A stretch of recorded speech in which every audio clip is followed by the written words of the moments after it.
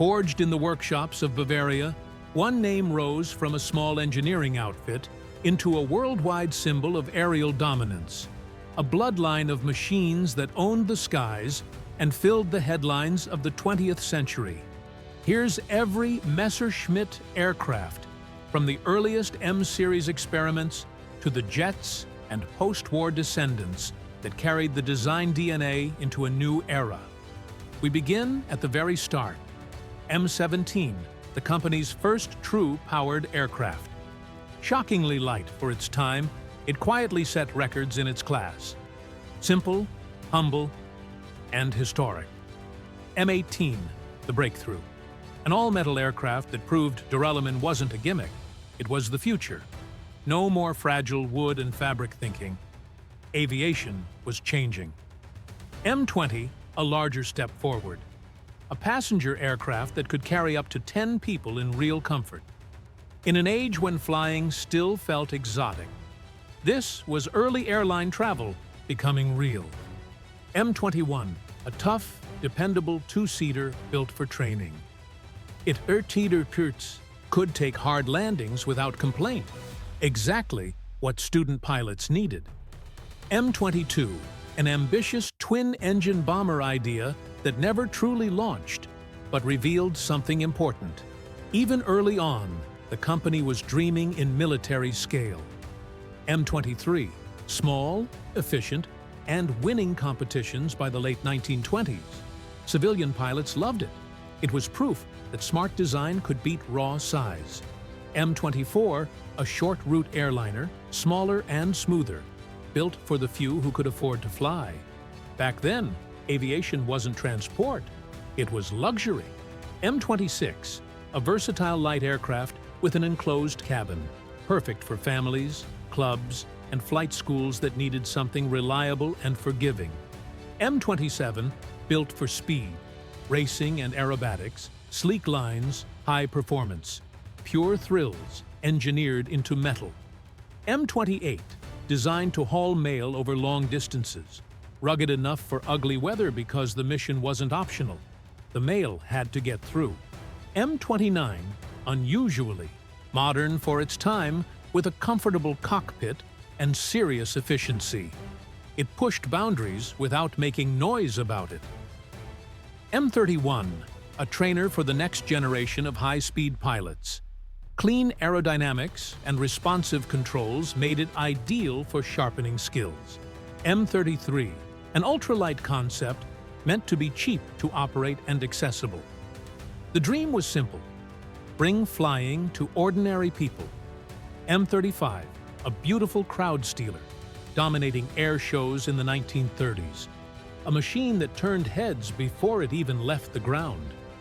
M-36, a larger cabin aircraft used to test new construction methods. Groundwork for future long-range development. M-37, a project line that would eventually evolve into a famous fast transport, proving small aircraft could hit surprising speeds when shaped correctly. And then the story shifts, from the early M years into the designs that made the name legendary. Now we move into the WWII series, production aircraft and prototypes that changed everything. Bf-108 Typhoon, a revolutionary cabin plane with retractable landing gear. So fast it could embarrass dedicated racers, a civilian speed demon. Then comes the icon, Bf-109, the backbone of the German fighter force for years. Fast, agile, feared. A design that became a symbol all by itself. Bf-110, a twin-engine escort built to protect bombers. It struggled against nimble fighters, but found a darker role, becoming a deadly night hunter. Me-155, designed for extreme altitude. Massive wings to survive thin air where most aircraft simply couldn't operate. Bf-161, a reconnaissance machine based on the heavy fighter idea, meant to move fast and bring back photos. It never reached full production. Bf-162, an early competitor for the fast bomber role. Quick, promising, and still passed over. Bf-163, small and nimble, built around short takeoffs. It lost out to a more famous rival, and only a handful appeared. And then you hit something that feels less like a plane and more like a weapon. Me-163, a rocket aircraft, a manned missile, insanely fast, and brutally dangerous even to its own pilots. Speed came with a price. Me-164, a heavy-lift cargo concept exploring more efficient ways to move weight through the air. Me-208, an updated version of the famous cabin plane, improved landing gear, built in France during the wartime years. Me-209, built for one purpose, maximum speed. It chased records and held the world speed record for years after.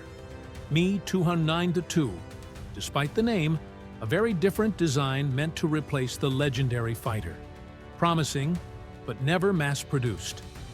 Me-210, intended as the next twin-engine solution, but plagued by handling problems. It took a long time to fix what the air itself didn't want. Me-261 Adolphine, built for extreme range, designed to fly enormous distances without stopping. Its silhouette looked almost alien for the era. And then, the moment the sky entered a new age, Me-262, the revolution. Twin jet engines, faster than anything else in the air. The jet age didn't arrive, it burst in. Me-263, a safer, more capable evolution of the rocket plane concept, with proper landing gear instead of skids. Me-264, a massive four-engine long-range aircraft built with an ocean in mind. A huge undertaking that never reached combat reality. Me-309, tricycle landing gear, pressurized cockpit, modern ideas, but testing performance didn't match the promise. Me-310, an attempt to refine and repair the heavy fighter concept, improving aerodynamics and correcting earlier flaws. Then the giants.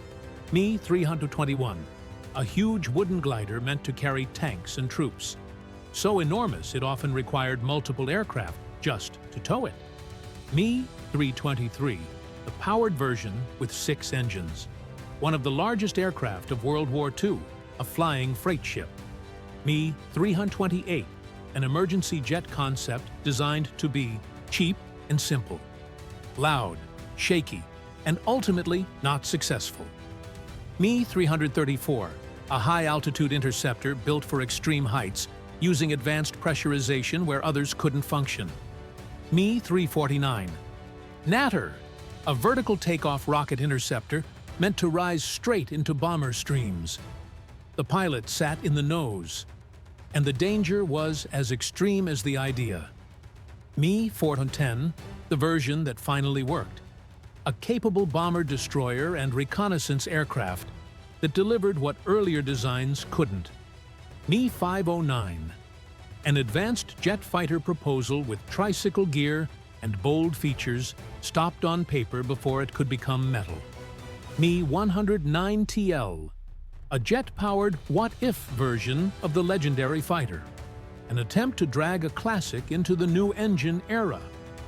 Then come the project numbers, ideas that pointed forward like warning signs. P-1011, a radical jet concept with variable geometry wing thinking that would echo into later fighter generations long after. The war ended, and the story doesn't end in 1945.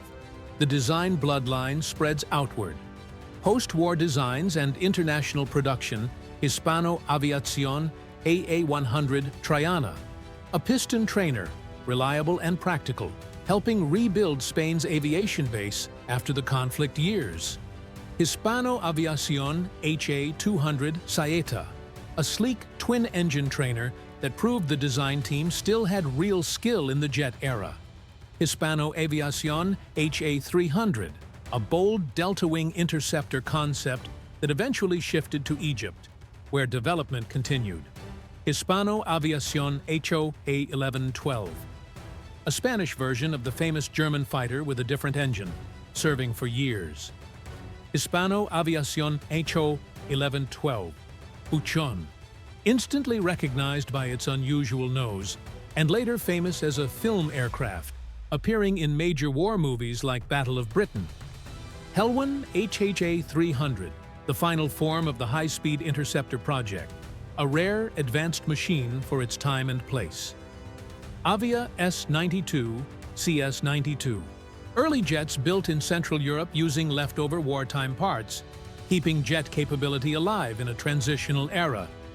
Avia S-99, CS-99, assembled from remaining parts of the legendary airframe, helping shape a new air force in the late 1940s. Avia S-199, CS-199, a difficult hybrid, a famous airframe paired with a heavy bomber engine. Hard to fly, but vital for a young nation's defense. And finally, the post-merger era, when the lineage evolved into consortiums and modern European aerospace. MBB era, and later consortium aircraft MBB Bo 105, a helicopter that shocked the world. Its rigid rotor system allowed aerobatic maneuvers like loops and rolls, revolutionary for rotary aircraft. MBB Kawasaki BK-117, a hugely successful joint project for rescue and transport, still respected worldwide for reliability. MBB Lampirini, a secretive stealth shape experiment exploring radar-evading forms. Flat, faceted, futuristic. Early whispers of what stealth would become. Panavia Tornado, a variable sweep, multi-role workhorse built for low-level, high-speed strikes across Europe. Eurofighter Typhoon, delta wing power, among the most agile fighters in the world, and a symbol of modern European cooperation, the Bloodline's high-tech peak. From record-setting light prototypes to rockets, jets, giants, and modern coalition fighters. That's the full arc of a name born in Bavaria and carried into global aviation history.